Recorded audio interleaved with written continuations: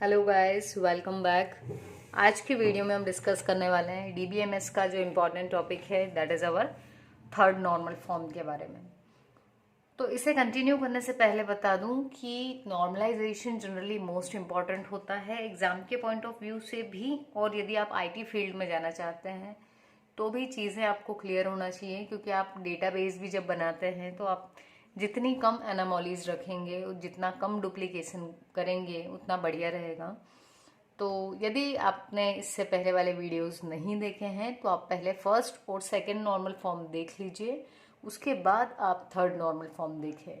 ऐसा मैं इसलिए बोल रही हूँ क्योंकि थर्ड नॉर्मल फॉर्म में होने के लिए ज़रूरी है कि आपकी टेबल किस में हो, सेकेंड नॉर्मल फॉर्म में।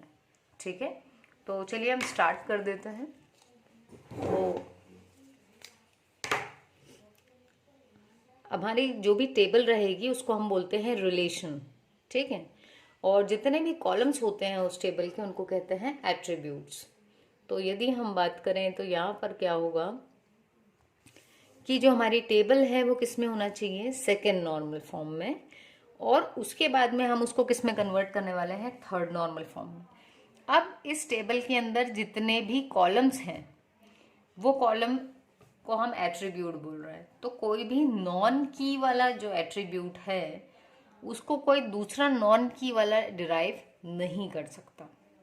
ये वाली लाइन समझ में आपको हो सकता है नहीं आई हो, तो चलिए हम की मतलब आपने कोई जैसे रोल नंबर है उसको हमने की बना दिया कि इससे हम सबको आइडेंटिफाई कर लेंगे, तो हम इस वाले को बोलेंगे की एट्रीब्यूट। बाकी वाले जो बचे जो की का पार्ट नहीं बने किसी भी की का, उसको हम क्या बोलेंगे, नॉन की।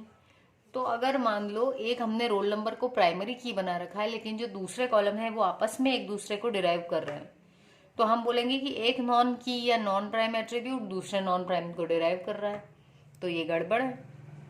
तो ये वाली जो डिपेंडेंसी है इसी को क्या बोलते हैं, ट्रांजिटिव डिपेंडेंसी।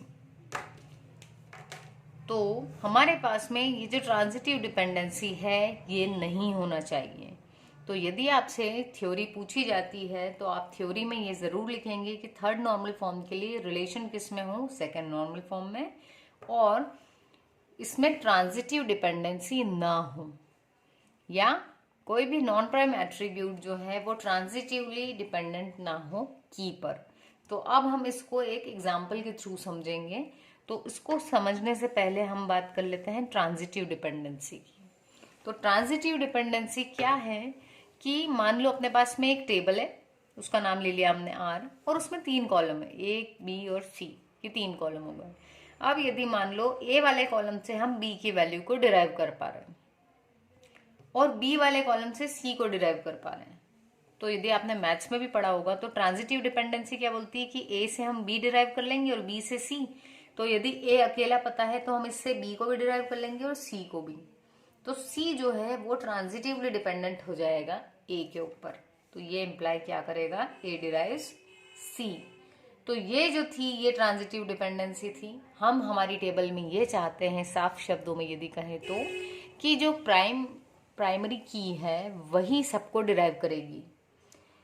और यदि हम नॉर्मल भाषा में समझें तो यहाँ पर यह है कि हमारा जो प्राइमरी की है वो हमारा नेता है, तो सिर्फ यही जो है वो डिसाइड करेगा कौन किससे डिराइव हो रहा है। दूसरे कोई भी नेता नहीं बनेंगे, कोई भी एट्रीब्यूट। तो जो नेता नहीं बन सकते उन सबको क्या बोलते हैं हम, नॉन प्राइम या फिर नॉन की एट्रीब्यूट। तो भैया अगर इस प्राइमरी की के अलावा किसी और ने किसी को डिराइव कर दिया तो उसको कहेंगे ट्रांजिटिव डिपेंडेंसी, और वो बिल्कुल बर्दाश्त नहीं होगी किसमें, थर्ड नॉर्मल फॉर्म में। ठीक है, तो चलिए अब हम एक अच्छा सा एक एग्जाम्पल ले लेते हैं और उसके थ्रू फटाफट से समझ लेते हैं। बहुत इजी है नॉर्मल फॉर्म्स, बस आपको थोड़ा सा टाइम निकाल के इसको ध्यान दे के समझना है। एंड आई थिंक कि अगर आप इस वीडियो को भी अच्छे से देख लेते हैं तो आपका थर्ड नॉर्मल फॉर्म बिल्कुल क्लियर हो जाएगा। और यदि क्लियर हो जाए तो चैनल ज़रूर सब्सक्राइब करना और अपने दोस्तों के साथ भी शेयर करना है आपको। ठीक है, तो चलिए यहाँ पर हमने एक स्टूडेंट नाम की टेबल देखी।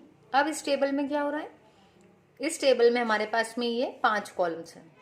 एक है रोल नंबर, दूसरा name, third is state, country और एज। अब यदि मैं बात करूं तो रोल नंबर से हम किस किस को डिराइव कर पाते हैं। रोल नंबर से मुझे बच्चे का नाम पता चल जाएगा, है ना, सिर्फ रोल नंबर डाला तो उसका नेम मालूम पड़ गया। इसी से मुझे उसकी स्टेट भी पता चल जाएगी, इसी से मुझे उसका कंट्री भी पता चल जाएगी, और इससे ही मुझे उसकी एज भी मालूम पड़ जाएगी। ये हमारा कौन सा एट्रीब्यूट है? ये प्राइम एट्रीब्यूट है, क्योंकि ये की बनाया है हमने। दूसरा, यदि मैंने नेम लिया तो क्या नेम किसी को डिराइव कर रहा है? नहीं। तीसरा, यदि मैंने स्टेट ले लिया तो स्टेट किस किस को डिराइव कर पा रहा है? तो देखो, यदि आपको कहीं का स्टेट पता है, राज्य मालूम है, तो हम कंट्री को निकाल सकते हैं। तो स्टेट जो है वो कंट्री को डिराइव कर पा रहा है। तो यहीं पर गड़बड़ हो गई पहली वाली, क्योंकि स्टेट क्या है? ये प्राइमरी की नहीं है। तो ये हमारा नेता नहीं है, बट फिर भी नेतागिरी कर रहा है। दैट मीन्स ये प्राइमरी की नहीं है, पर फिर भी ये दूसरे को डिराइव कर पा रहा है।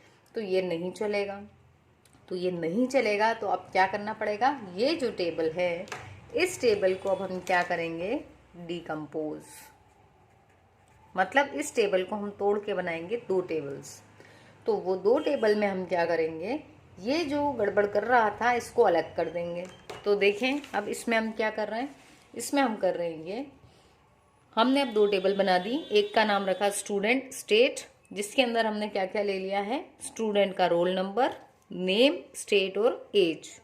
कंट्री वाले कॉलम को हमने हटा दिया, क्योंकि कंट्री आ जाने से ये उसको ट्रांजिटिवली डिराइव कर रहा था। तो हमने क्या बोला कि हम उस कॉलम को लेंगे ही नहीं। तो वो कॉलम वहां से हटा दिया, एक दूसरी टेबल बनाई, और अब यहाँ पर हमने स्टेट और कंट्री दोनों ले लिए। क्योंकि स्टेट किसको डिराइव कर रहा है? कंट्री को। तो इसकी हमने एक अलग से टेबल बना दी है। तो ये जो दोनों टेबल्स हैं, अब ये किस में आ चुकी हैं? हमारी थर्ड नॉर्मल फॉर्म में। सो आई होप आपको वीडियो समझ में आई होगी। यदि समझ में आई हो तो आप कमेंट भी करें, वीडियो को लाइक भी करें, और चैनल सब्सक्राइब तो करना ही है, और दोस्तों के साथ ज़रूर शेयर करें। Thank you so much. मिलते हैं अपने नेक्स्ट वीडियो में।